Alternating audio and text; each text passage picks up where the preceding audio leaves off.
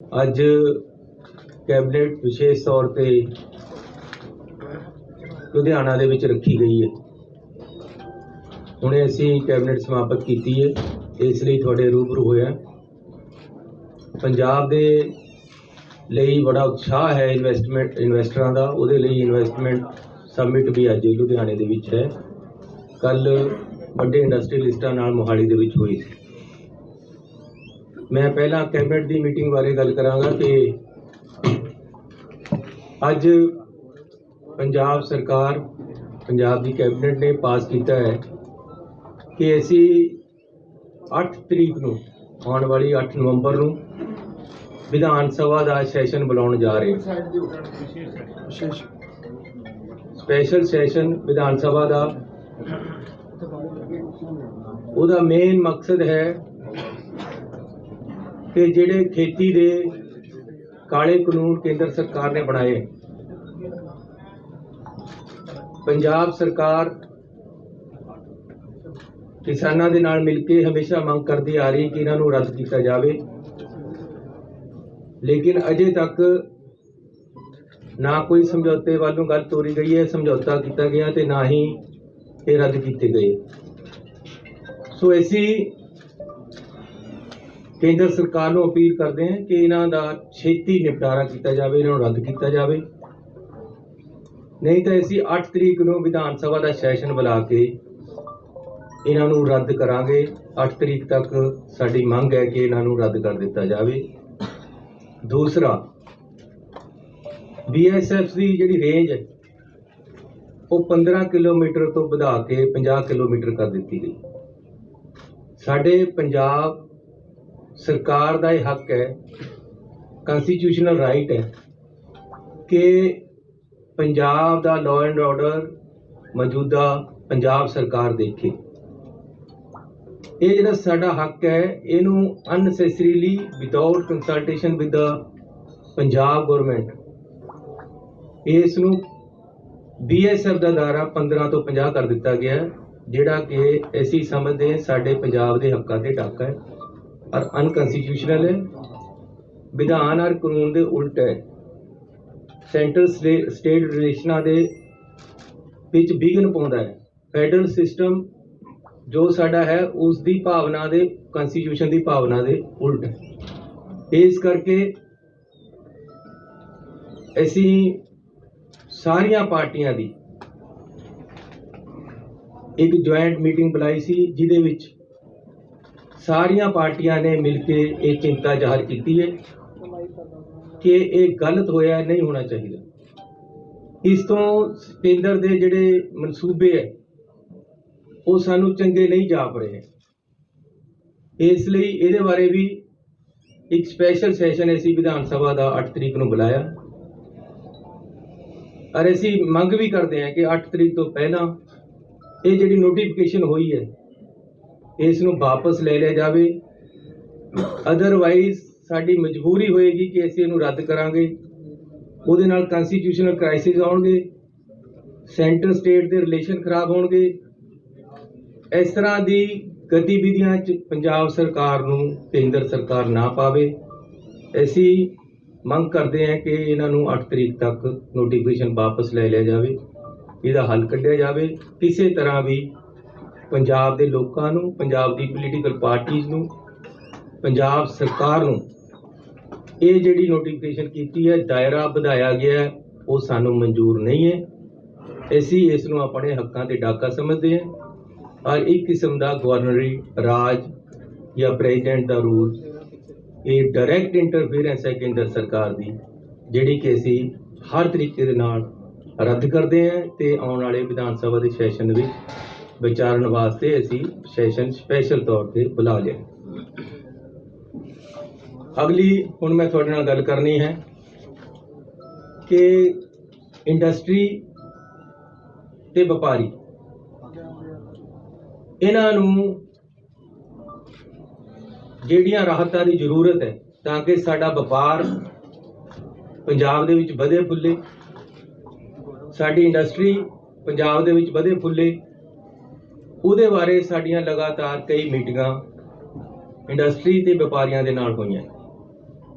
उस संबंध दे विच अज असीं कुछ राहतां मैं तुहानूं दस्सण जा रहा जिहड़ियां पंजाब सरकार इंडस्ट्री ते व्यापारियों नूं दे रही। सब तो जरूरी है कि दुकानदार जिहड़ा बाजार दे विच बैठा है उन्हां नूं एक चंगा माहौल सरकार वालों मिले।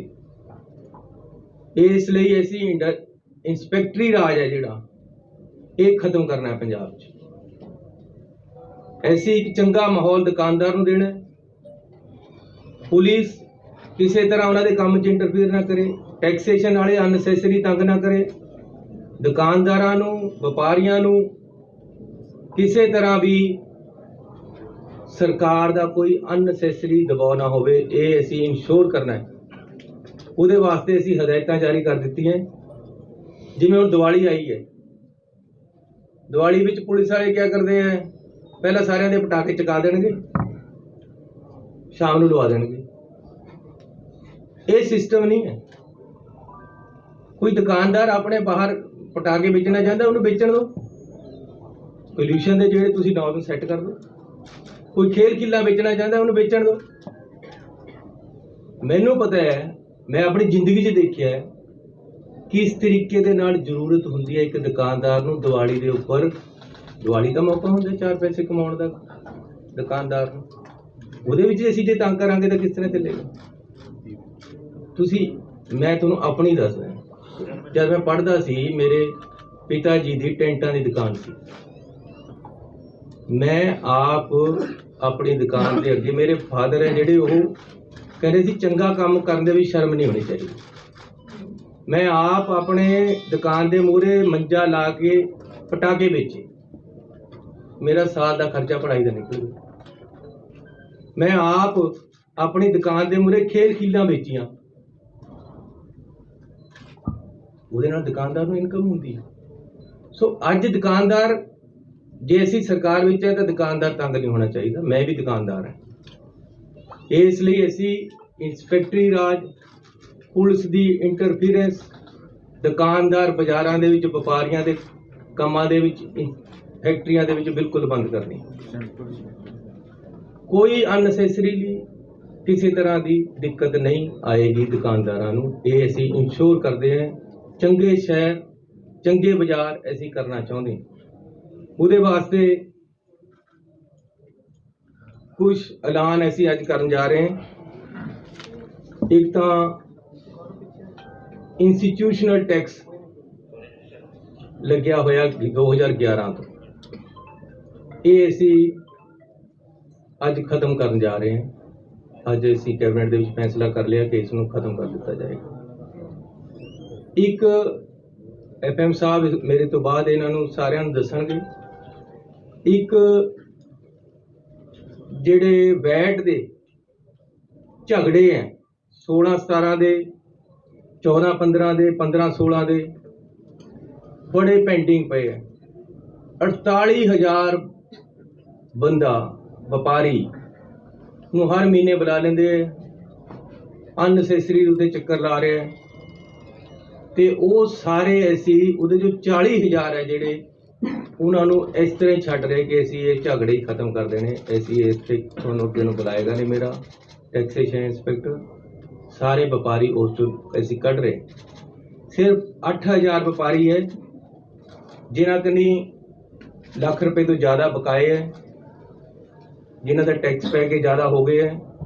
उन्हां नूं भी असी कह रहे हैं 1 टाइम सैटलमेंट कर लो, 30% पैसा वो जिन्ना उहदा बनदा उहदा जमा करा देन, वो भी 2 किस्तां 20%, 30% का 20% तो सानू वो इस साल च दे देन, फाइनैंशियल ईयर 80% अगले दे देन।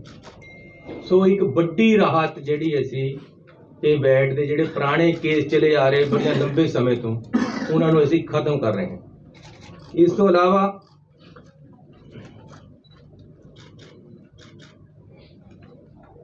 ऐसी लेके आवांगे 1 टाइम सैटलमेंट, जिहड़े छोटियां फैक्ट्रियां या मीडियम स्केल ਦੀਆਂ फैक्ट्रियां उन्हां दे विच जिहड़ी साडी PSIDC, PFC, PAIC ਇਹਦੇ ਵਿੱਚ ਜਿਹੜੇ ਉਹਨਾਂ ਦੇ ਬਕਾਏ ਖੜੇ ਹੈ ਜਾਂ ਕੇਸ ਰੁਕੇ ਹੋਏ ਹੈ ਉਹਨਾਂ ਦੀ ਵਨ ਟਾਈਮ ਸੈਟਲਮੈਂਟ ਲੈ ਕੇ ਆਵਾਂ। ਇੱਕ ਅਸੀਂ ਜਿਹੜੇ ਪਲਾਟ ਹੋਲਡਰ ਹੈ ਉਹਨਾਂ ਵਾਸਤੇ ਇੱਕ ਸੈਟਲਮੈਂਟ ਸਕੀਮ ਲੈ ਕੇ ਆ ਰਹੇ ਹਾਂ। ਇੱਕ ਵੱਡਾ ਜਿਹੜਾ ਮਸਲਾ ਹੈ ਕਿ ਜਿਹੜੀ ਮੀਡੀਅਮ ਸਕੇਲ ਇੰਡਸਟਰੀ ਹੈ ਉਹਨਾਂ ਨੂੰ ਇੱਕ ਬਿਜਲੀ ਦੇ ਅਸੀਂ 5 ਰੁਪਏ ਕਿਹਾ ਸੀ ਲੇਕਿਨ ਫਿਕਸ ਚਾਰਜ ਲੱਗਦੇ, ਉਹਦੇ ਨਾਲ ਉਹਨਾਂ ਦਾ ਬਿੱਲ ਬੜਾ ਵੱਧ ਜਾਂਦਾ ਹੈ। ਉਹਨਾਂ ਦੀ ਬੜੀ ਡਿਮਾਂਡ ਹੈ ਕਿ ਛੋਟੀ ਇੰਡਸਟਰੀ ਜਾਂ ਜਿਹੜੀ ਵੱਡੀ ਇੰਡਸਟਰੀ ਉਹਦੇ ਵਿੱਚ ਛੱਡ ਕੇ ਜਿਹੜੀ ਮੀਡੀਅਮ ਹੈ ਜਿਹੜੇ ਕਿ ਜ਼ਿਆਦਾ ਹੈ ਉਹਨਾਂ ਨੂੰ ਦਿੱਕਤ ਆ ਰਹੀ, ਫਿਕਸ ਚਾਰਜ ਬਹੁਤ ਪੈ ਰਹੇ ਹੈ ਬਿਜਲੀ ਦੇ। ਉਹ ਅਸੀਂ ਅੱਜ 50% ਕਰ ਰਹੇ ਹਾਂ, ਉਹਨਾਂ ਨੂੰ ਰਿਆਇਤ ਦੇ ਰਹੇ ਹਾਂ 50% ਫਿਕਸ ਚਾਰਜ ਦੀ, ਜਿਹਦੇ ਨਾਲ ਉਹਨਾਂ ਨੂੰ ਵੱਡਾ ਫਾਇਦਾ ਹੋਏਗਾ। ਇੱਕ ਜਿਹੜੀਆਂ ਸਾਡੇ ਫੋਕਲ ਪੁਆਇੰਟ ਹੈ ਉਹਨਾਂ 'ਚ 147 ਕਰੋੜ ਰੁਪਈਆ ਉਹਨਾਂ ਦੀ ਡਿਵੈਲਪਮੈਂਟ ਵਾਸਤੇ ਰੱਖਣਾ, ਉਹ ਅੱਜ ਪੰਜਾਬ ਸਰਕਾਰ ਰਿਲੀਜ਼ ਕਰ ਰਹੀ ਹੈ। ਉੱਥੇ ਟੋਟਲ ਡਿਵੈਲਪਮੈਂਟ ਅਸੀਂ ਕਰਾ ਦੇਣੀ ਹੈ। ਇਸ ਤੋਂ ਇਲਾਵਾ CLU ਜਿੱਥੇ ਫੋਕਲ ਪੁਆਇੰਟ ਹੈ, ਇੰਡਸਟਰੀਅਲ ਸਟੇਟ ਹੈ, CLU ਦੀ ਕੋਈ ਲੋੜ ਨਹੀਂ। ਉਸ ਤੋਂ ਬਾਹਰ ਵੀ ਇੰਡਸਟਰੀ ਕਿਸੇ ਨੇ ਲਾਉਣੀ ਹੈ, ਅਸੀਂ ਉਹ CLU ਦੀ ਜਿਹੜਾ ਸਿਸਟਮ ਹੈ ਉਹਦੇ 'ਚ ਇੱਕ ਸਕੀਮ ਲਿਆ ਕੇ ਉਹਨੂੰ ਠੀਕ ਕਰ ਰਹੇ ਹਾਂ।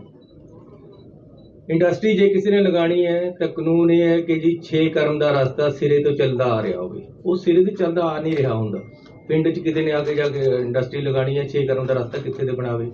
ਸੋ ਅਸੀਂ ਇਹ ਫੈਸਲਾ ਕੀਤਾ ਹੈ ਕਿ 4 ਕਰਮ ਦਾ ਹੋਵੇ, ਕਿਉਂਕਿ 4 ਕਰਮ ਦੇ ਰਸਤੇ ਬਹੁਤ ਹੈ, 24 ਫੁੱਟ ਦੇ 22 ਫੁੱਟ ਦੇ, ਤੇ ਜੇ ਜਿੱਥੇ ਉਹਨੇ ਇੰਡਸਟਰੀ ਲਗਾਣੀ ਹੋ ਉੱਥੇ ਆਪਣੇ ਅੱਗੇ 50 ਫੁੱਟ ਦਾ ਛੱਡ ਦੇਗਾ, ਜਿਵੇਂ ਜਿਵੇਂ ਇੰਡਸਟਰੀ ਲੱਗਦੀ ਜਾਏਗੀ ਉਸ ਤਰ੍ਹਾਂ 50 ਫੁੱਟ ਛੱਡ ਕਰੇਗਾ।